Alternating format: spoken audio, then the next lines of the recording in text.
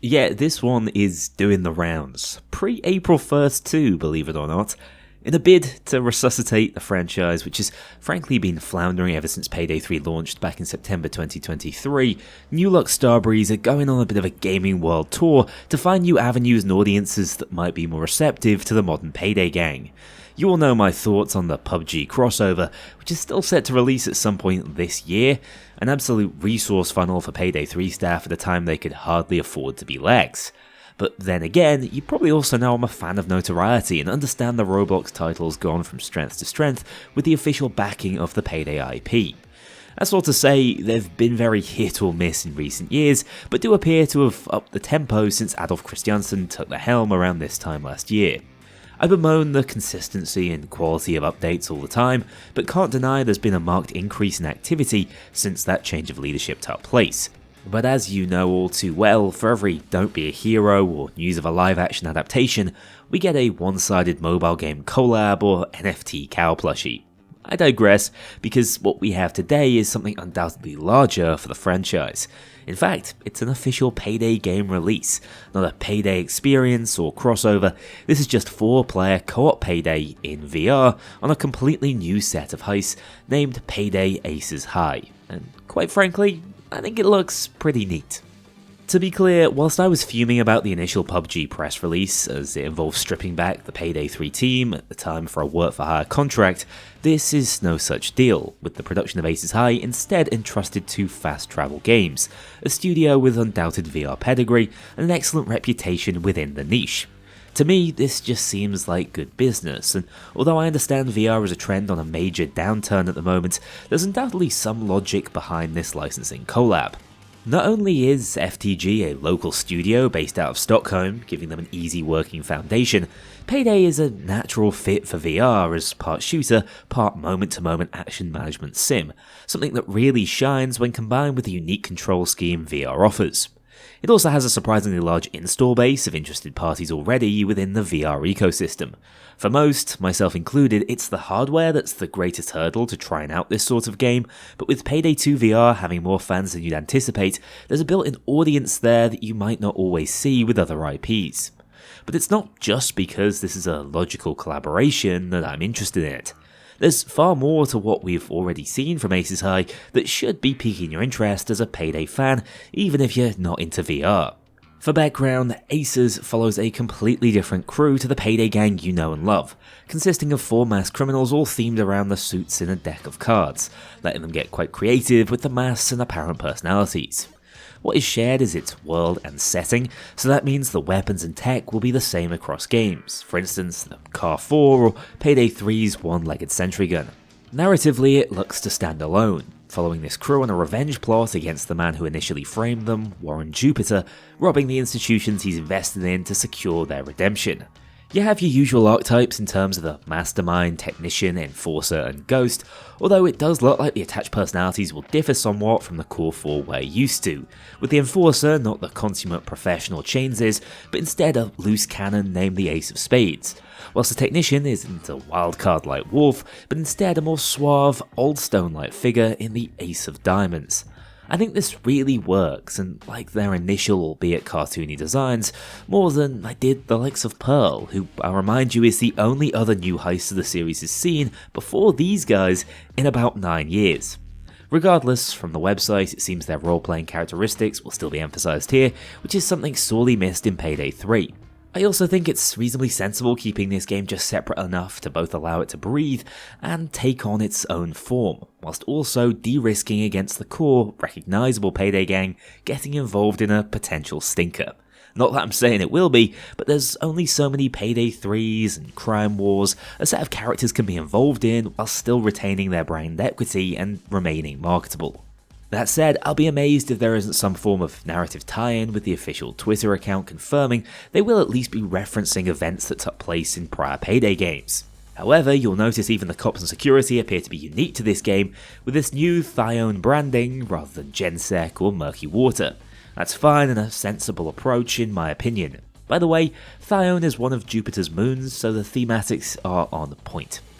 Visually, it looks like a VR game. They have their limitations, I know, but the stylistic take on Payday sits better with me than trying to be overly gritty, and I actually think the trailer oozes both humour, charm, and competency. It's well put together. I love the little Louvre reference, and from all the interactions I've seen online from their community guy, it's clear they have genuine respect for the IP and are incredibly excited to have access to it. Keep in mind, this is also a company that suffered redundancies within the last year or so, and so can clearly appreciate the magnitude of getting this right. As for the heist, we've only properly seen the museum hit so far, but screenshots in a dockyard and reference on the Steam page to banks in a penthouse give you a pretty good idea of the sorts of heists we'll be pulling off. We know there will be 6 on launch, both available for loud and stealth, and there's some rumblings about post-launch support, but that all remains to be seen.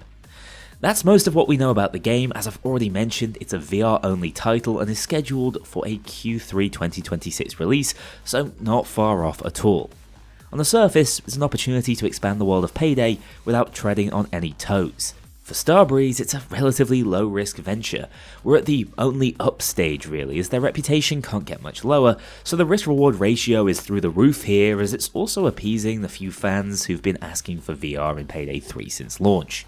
Quietly, I think this is a much more significant release than that though. As I mentioned on Twitter, the potential success of this game and what that could do for the name of Payday right now is infinitely more important than any potential cash proceeds.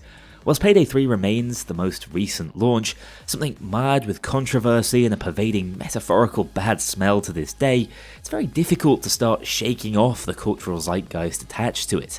Just read the comments on this very announcement. Despite a lack of Starbreeze involvement, the majority of people appear concerned for the game's quality, given the last thing they remember is Payday 3 crashing and burning.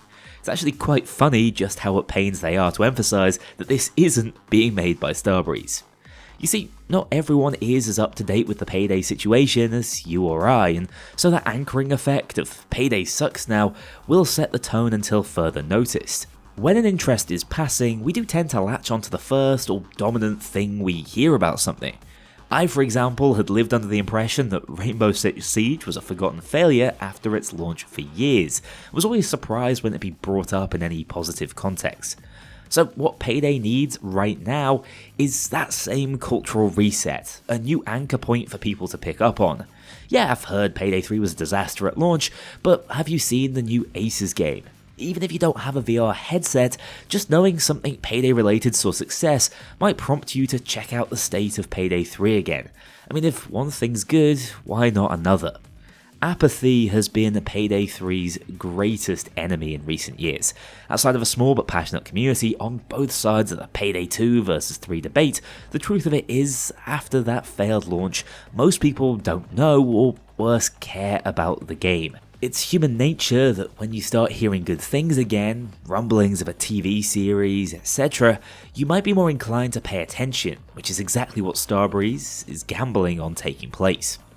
If Payday Aces High can capture some solid reviews and good press, you'll see players start to overlook these torrent Steam chart figures, and that's really half the battle in this modern era of live service games. For the future of the IP, and for the guys at Fast Travel Games for that matter, I truly hope that is the case, and this is a top tier rendition of Payday.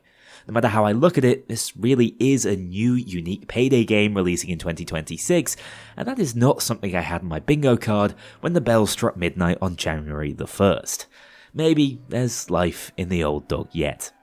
As for me, upon reading there'll be a grapple feature, I'm in. This has pushed me over the edge. I am going to buy a VR headset as soon as possible, potential motion sickness be damned, and I will beat Payday 2 in VR before this thing launches. That in mind actually, any VR evangelists out there have a recommendation on which headset I should buy? I'm aware Google is my friend, but I'd love some first-hand feedback from anyone with experience in the comments. Thanks so much for watching. Don't forget to let me know what you think of this new Payday title, a gimmick that will fall into obscurity, or a potential lifeline for the franchise which might take the pressure off Payday 3 for a bit. I'm of the opinion it's a good idea virtually regardless of how it turns out, but I haven't decided which way I see this one really going, all things considered. I'll be covering it up to launch anyway for those of you interested in what's in store. Thanks so much for watching again guys, take care, and I'll see you all very soon. A huge thank you to my dedicated Patreon backers. If you want to join this crew in going infamous, check out the link below and pledge as little as $2 to see your name in the credits, or get 24-hour early access to future videos and vote on upcoming content. Take care, I'll see you all soon.